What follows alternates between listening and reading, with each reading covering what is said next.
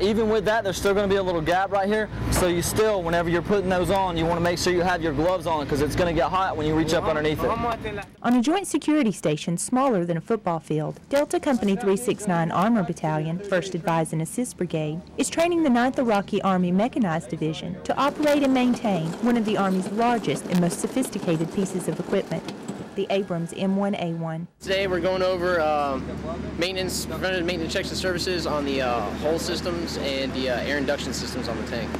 Really important, especially in a harsh environment with the desert, with the heat and everything like that, the dust.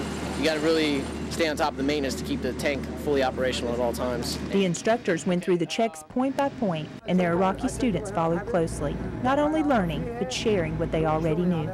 Check number 84 is check end connectors for missing, loose, or improperly seated wedges or wedge bolts. And the wedges are underneath, and like we talked about, when you back up the tank to 20 feet, when you check all your bolts, that's what you're checking for, is these wedges.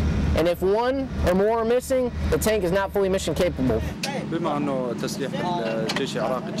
Because almost all of the weapons of the IAs are American made, like the M1A1 Abrams, so all the armored individuals have to know everything about these tanks, from the maintenance to the driving and how to keep this equipment good for a longer time. All right, you want to check the lights, the lenses. All right, not only the lenses, but behind these lenses, you have the actual lights themselves. All right, make sure you check those, make sure that damage message cracked.